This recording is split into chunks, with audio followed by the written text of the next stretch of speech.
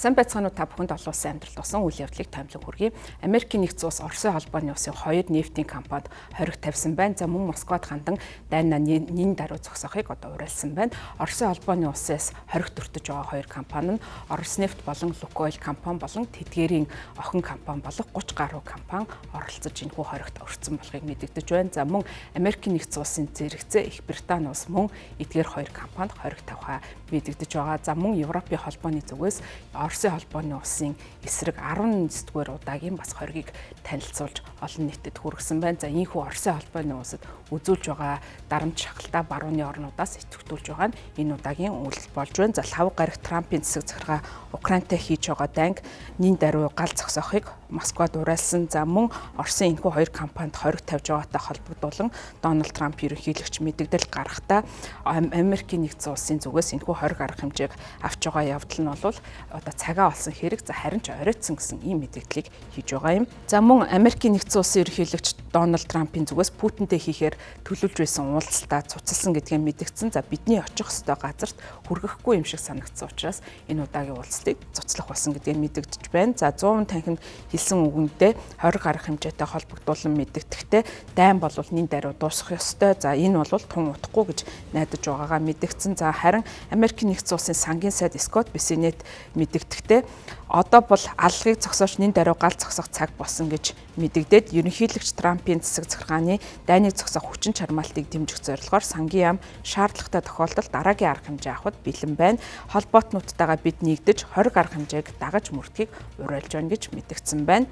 За Америкийн нэгдсэн улсын зэрэгцээ Европын холбооны зүгээс Оросын холбооны улсад хориг арга хэмжээ авсан. За үнэхдээ шингэрүүлсэн байгалийн импортыг хориглох зэрэг олон арга хэмжээг бол баталсан байгаа. За Европын хориг арга хэмжээний талаар төлөөлөгч Дэвид О. Салливан пүрэв гарагт сангийн одоо дээд тушаалтан болох Жорж Хеллитэй бол уулзгаар төлөвлөж байгаа юм байна. За өөрөөр хэлбэл Америкийн нэгдсэн улс болон Европын холбооны зүгээс авч байгаа хориг арга хэмжээгээ уялдуулахаар төлөвлөж байгаа гэдгийг CNN агентлаг мэдгдсэн байна. За Украинаас Америкийн нэгдсэн улсад суугаа элчин сайд Ольга Стапенишина энэхүү хоригтой холбогдуулан лхав гарагт мэдээлэл гаргаж сайшаасч байгаагаа мэдгдсэн байна. За дайн үргэлжилж байгаа учраас Украин Москвад үзүүлэх дарамт шахалтыг улам нэмэгдүүлэхийг бол Украины талаас уриалж байгаа. За дипломат аргаар дайныг зогсоох хүчин чармаалт ерөнхийдөө одоогийн байдлаар зогсох байдал орсон учраас хилцээрийг цаашид үргэлжлүүлэх боломжгүй болсон. За Оросын холбооны улс мөргөлдөөнийг зогсоож янхи яриа хилцээ хийхээс хойш сууж байгаа юм.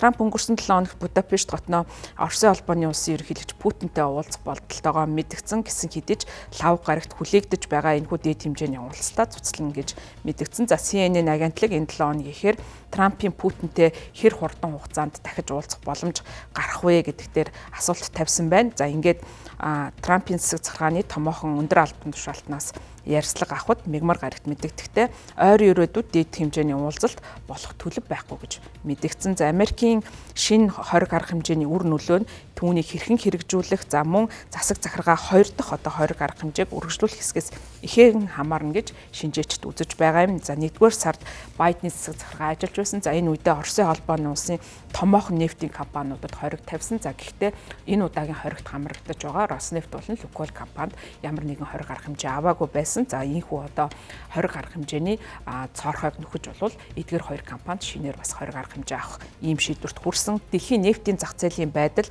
Америкийн нэгдсэн улсын эдийн засгт үзүүлэх нөлөөллөөс шалтгаална. Зарим талаараа хориг арга хэмжээ авахын тулд засаг захиргаа бол зарим одоо буултуудыг хийх шаардлагатай болно. За энэ нь бол мэдээж ихэр Америкийн нэгдсэн улс цаашлаад дэлхийн эдийн засгт нөлөөтэй учраас энэ асуудал дээр бас Америкийн засаг захиргаанаас төдийлөн яарвчлан одоо шийдвэрийг гаргахгүй байсан юм. За Трамп өмнө нь Оросын холбооны улсын эсрэг нэмэлт хориг арга хэмжээ авахаас татгалзаж байсан.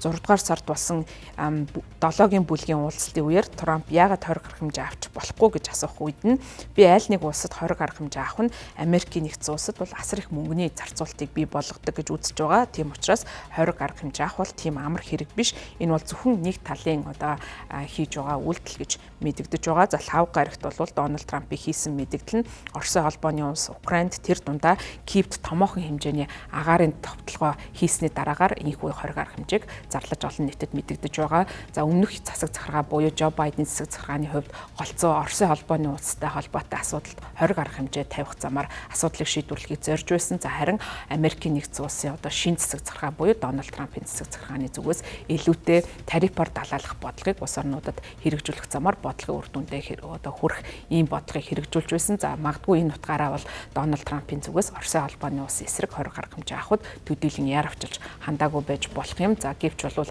асуудал шийдэгдэхгүй Оросын холбооны улсын зүгээс Украинд үргэлжлүүлэн агаарын товтлогоо хийж байгаатай холбогдуулан энэхүү 20 гаруй хэмжээ заашгүй авах шаардлагатай болсон гэж ажиглагчид үзэж байгаамаа.